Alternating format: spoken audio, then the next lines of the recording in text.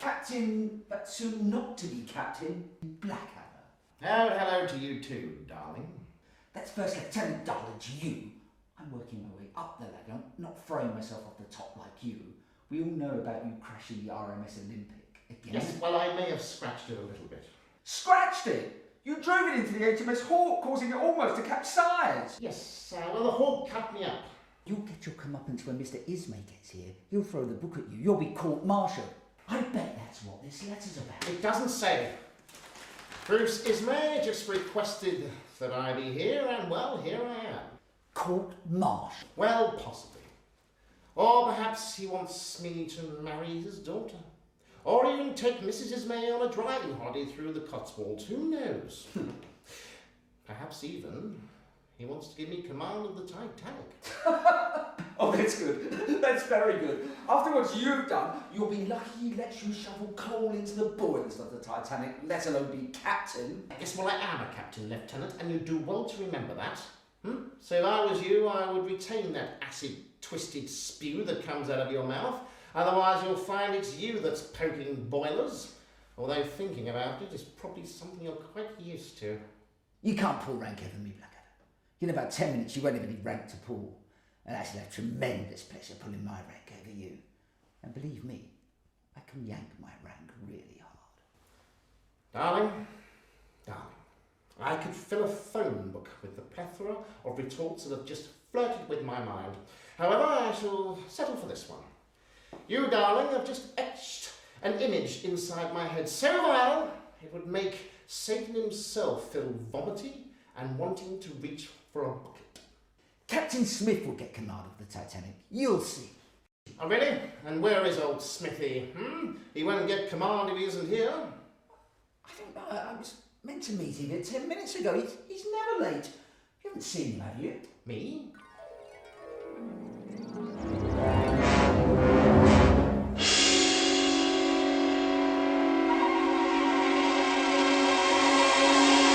Cheerio, Smithy. Don't forget to send a telegram from the North Pole.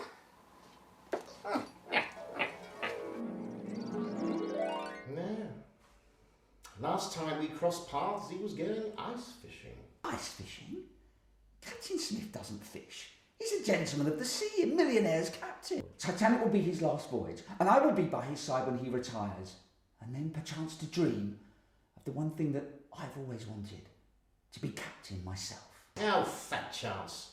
Bruce Ismay didn't become chairman of the White Star Line by giving the captain's hat to shadowy little creeps like you. I've worked hard and kept my nose clean. And your tongue brown. Ismay wants a man with guts. I'll have yours for garters. Good, because if you had yours, his socks would fall down. Get off my back, Blackadder. Believe me, I had no intention of getting on your back, darling. However, judging from your earlier comment, it seems that the feeling is not entirely mutual. Oh, ha ha. We won't be making jokes very soon. Here comes Mr. Ismay. Yes, well, at least I can make jokes, darling. You couldn't even make love. Not that you've ever been given the chance. Well, not with a woman, anyway. That does it. If Mr. Ismay doesn't appoint Smith and throws the job on the table, I bet I get it above you. Well, I owe you an apology, darling. You obviously can make jokes. Bruce Ismay would have had to have been replaced by a complete and utter moron for that to ever happen.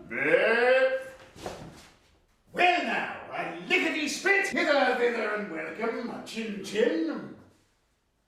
Looks like you might get your chance, darling. Gentlemen, welcome.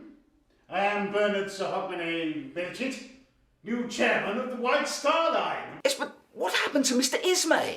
Well, it's very sad, but I'm afraid he's dead. Checked on his own moustache, apparently. Well, I was his favourite waitress at the Naughty Sea Dog and Whistle, and it seems that he's left me the chairmanship of the White Star Line in his will. Waitress? Yes. Unbloody believable. Totally. Now then, I expect you're wondering why I brought you here today. Not really, sir. You're going to give Blackadder here the pink slip. I beg your pardon? Good start, darling. I mean, sir, that you're going to give Blackadder here his cards. Ah, so you're Blackadder, eh? Yes, sir. Well, I'm afraid he's right. Blackadder, I do have to give you your cards. Ha! They've been here in this drawer for a long time. Happy belated birthday. Yeah. Thank you, sir. But aren't you going to dismiss him for crashing the Olympic? No, certainly not. I sneaked in myself. Not paying good money to see a load of chaps run round a field. Besides, that was 4 years ago. Well, it's in Sweden this year. It's going to be another 100 years before it's back in London again. No, sir, the ship Olympic, not the games. What are you jabbering on about? Is he accusing you of something, Blackadder? Why don't you say something? I prefer to watch a man drown in his own nonsense, sir. Well, it's a damn fine spirit, Blackadder. I like it. I like it a lot. Thank you, sir. Unbloody believable. Probably. Now then, we need to drive a boat, apparently, to New York. Yes, I need someone loyal and in many respects brave to take on an enormous burden of extreme importance. It would be an honour, sir. Would it? Yeah, very well, darling. I hereby appoint you my chief valet. What? Bravo, darling. Well done. Dressing me, folding my napkins, with my beck and at my call to any of my little whims and fancies. It'll be a tough job, darling, and rather dark and scary at times. But never mind. We'll muddle through. Right, now then, all that remains is to, we must get on with the job of appointing a captain. So, who else do we have here today? Well, it's me, sir.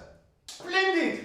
You were at the top of my list, Blackadder. List? You, Blackadder, are now captain of the Titanic. Thank you, sir. Sir, I must protest. Shush now, darling.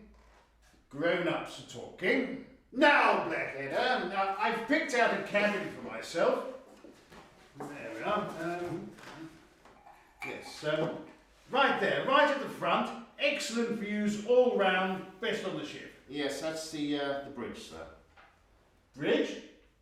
Why in the blazes does a ship need a bridge? I mean, where does it lead to? No, sir, it's where the ship is controlled from. Oh, sounds a bit silly, but never mind.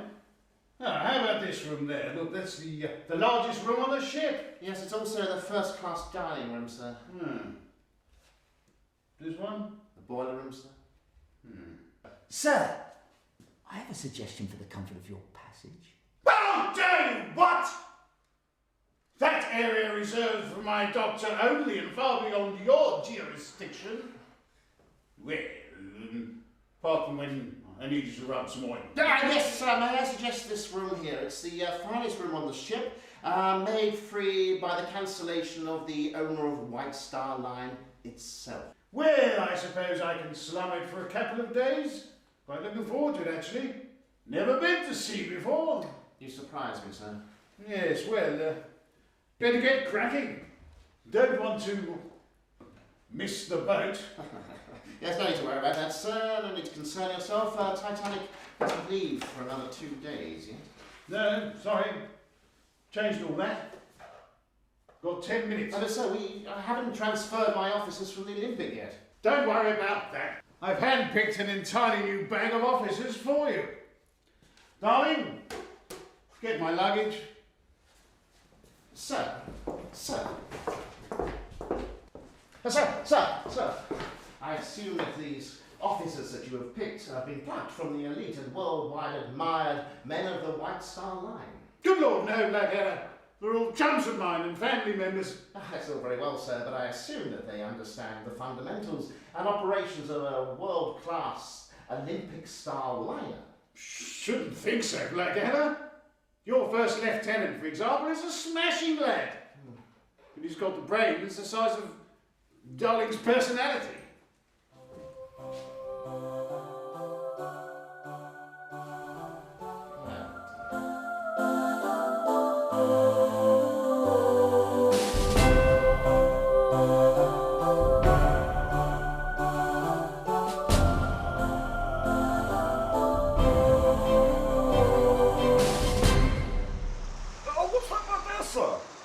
Another seagull, George. A seagull?